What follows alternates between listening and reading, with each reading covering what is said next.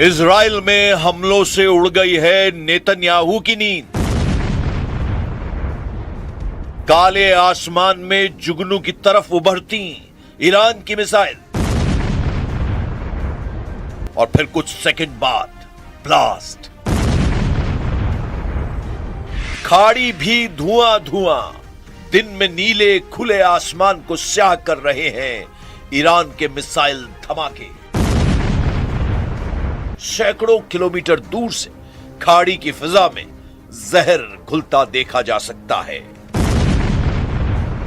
तेल के कुएं जल रहे हैं, लगातार हमले हो रहे हैं। इजराइल से लेकर कतर और बहरीन तक एक एक अड्डे को बचाने के लिए जूझ रहा है अमेरिका। इन हमलों को देखकर डोनाल्ड ट्रंप ने डिमांड कर दी है, कोरिया से लाओ थाड, बचाओ इजराइल, बचा लो अरब वर्ल्ड, क्योंकि खत्म हुए जा रहे हैं ईरान की मिसाइल रोकने वाले इंटरसेप्टर। रिपोर्ट है कि अमेरिका का थर्ड मिसाइल वाला स्टॉक करीब करीब खत्म हो चुका है। पैट्रियट का स्टॉक खत्म होने जा रहा है। ऐसे में अमेरिका क्या करेगा? इजराइल कैसे बचेगा? यह वीडियो देखकर ट्रंप ने पैनिक बटन दबा दिया है।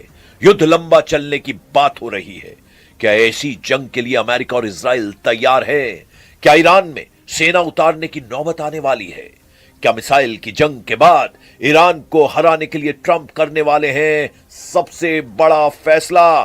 क्योंकि हालत बहुत खराब है।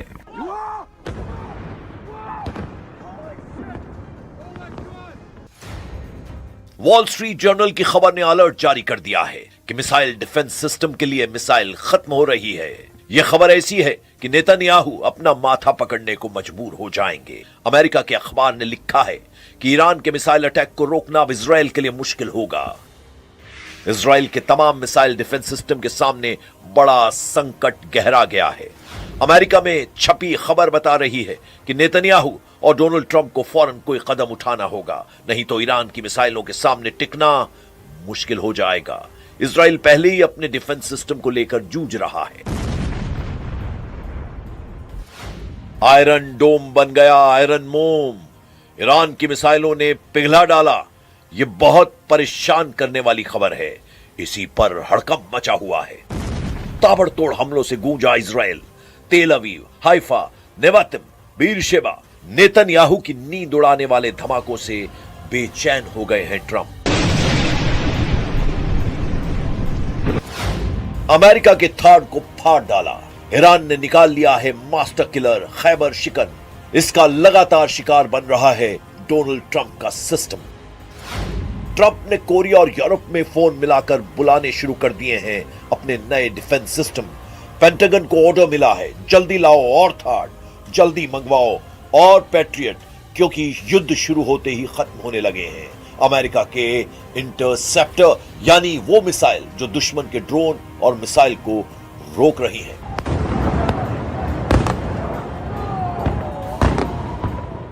Our objectives are clear. First, we're destroying Iran's missile capabilities, and you see that happening on an hourly basis, and their capacity to produce brand new ones, and pretty good ones they make.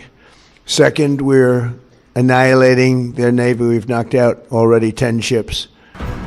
तेल अवीव और Haifa से आ रही तस्वीरों को देखकर Netanyahu का दफ्तर हाहाकार कर रहा है।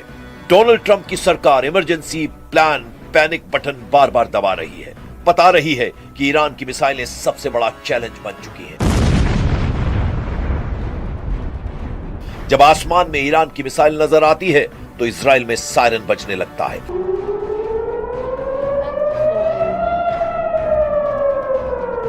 लोग पहुंच जाते हैं बंकर में और नेतन्याहू फोन करते हैं कमांडर्स को।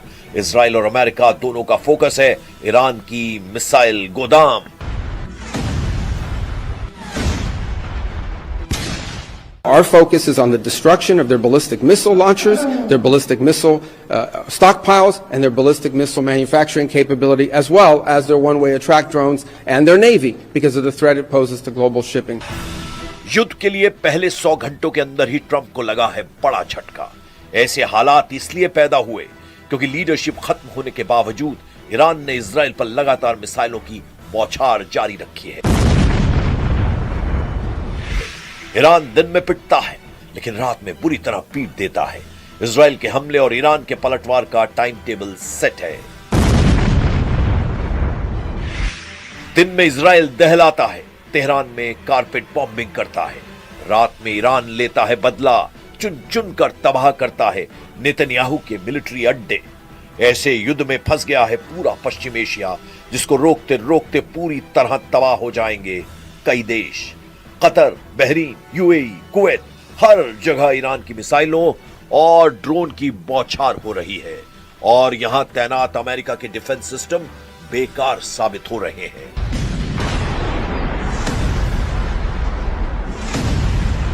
ईरान के खिलाफ अमेरिका और इजराइल का युद्ध 24 घंटे में पूरी तरह पलट चुका है। अमेरिका की तरफ से ऐसा अलर्ट आया है कि नेतन्याहू के पैरों तले जमीन खिसक सकती है। अमेरिका के थाट के साथ साथ इजराइल के एरो डिफेंस सिस्टम के लिए भी बहुत बुरी खबर है। इजराइल का नंबर 1 मिसाइल किलर कहा जाता है arrow defence system.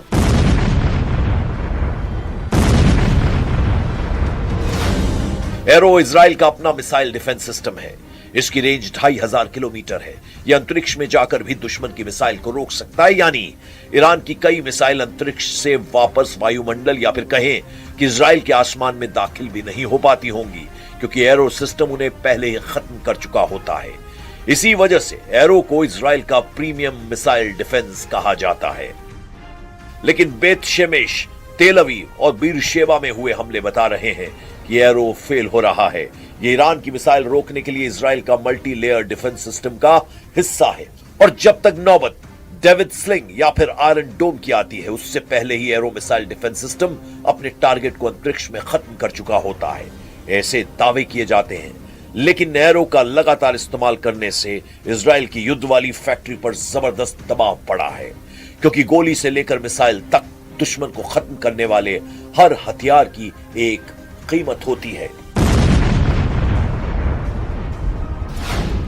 Arrow system की एक मिसाइल की कीमत $30 लाख है, यानी करीब 26 करोड़ रुपए।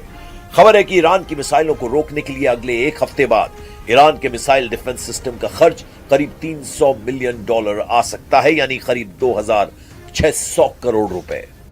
इजराइल में हर लोकेशन को बचाना नेतन्याहू की जिम्मेदारी है और ईरान जब हमला करता है तो उसके टारगेट पर इजराइल के बड़े से बड़े मिलिट्री टारगेट होते हैं। इन हमलों के दौरान इजराइल के सबसे नाजुक ठिकानों पर मिसाइल गिरते हुए देखकर नेतन्याहू बहुत ज्यादा दबाव में है। अमेरिका से लेकर इजराइल का मीडिया इसी की बात कर रहा है कि अब नेतन्याहू क्या करेंगे, ट्रंप क्या रास्ता निकालेंगे। यही खबर यूरोप से लेकर एशिया तक फैली हुई है और ईरान ने भी इन खबरों को पढ़कर अपनी नई स्ट्रेटेजी बनानी शुरू कर दी है। इजराइल में डर की वजह तेल अवीव और हाइफा पर गिरी मिसाइलों के वीडियो हैं। ऐसे हमलों ने इजराइल को बता दिया है कि अगर ईरान से लड़ना है तो अमेरिका की लगातार मदद जरूरी होगी। लेकिन अमेरिका क्या कहे, वो तो खाड़ी में अपने अड्डों को बचाने में नाकाम साबित हो रहा है।